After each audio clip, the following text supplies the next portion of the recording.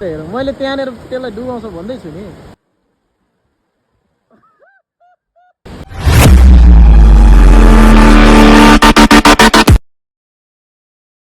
नमस्कार, आज चाहिँ हामी यो ब्राह्मणी नदीमा पौडी खेल्नको लागि भनेर आएछौँ। प्रकृतिले दिएको एकदम नेचुरल सल्ला लल्ला बज्दो सफा पानीमा डुब्नको लागि आएछौँ। हाम्रो एकजना भाइ चाहिँ त्यहाँ माथि ट्युबमा ऱ्याफ्टिङ गर्ने भनेर गएको छ। ट्युब बोकेर त्यहाँबाट बगेर आउँदैछ। हेरौँ है त,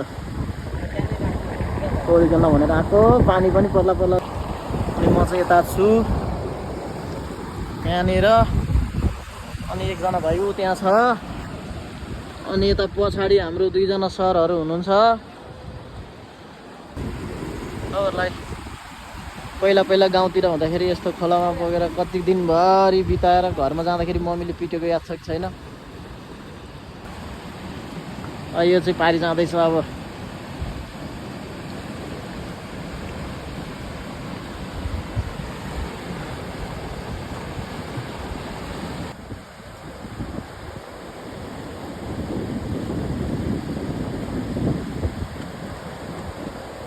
हरा त केटो ओइ चौधरी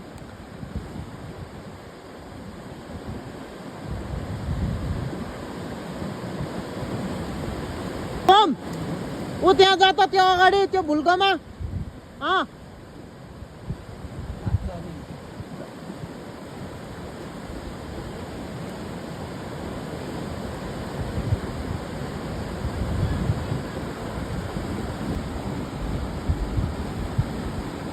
त्यो चाहिँ त्यहाँ ट्युबमा चढ्न नसकेर डर लागेर डराएर यतै फर्किँदैछ। म माथिबाट आउँछु भनेर चम्केर गएको थियो।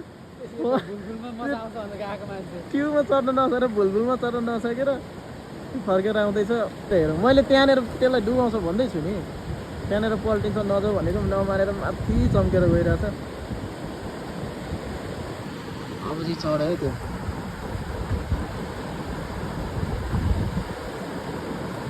अब त्यहाँनिर पल्टाउँछ त्यसलाई।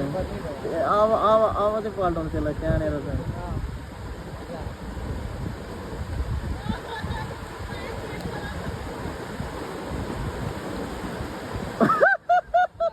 मैले भनेको होइन, मैले त पल्टाउँछु भनेको नपत्याएको होइन।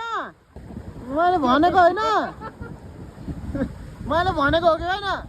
त्यहाँ हुँदैन, पल्टिन्छ भनेर।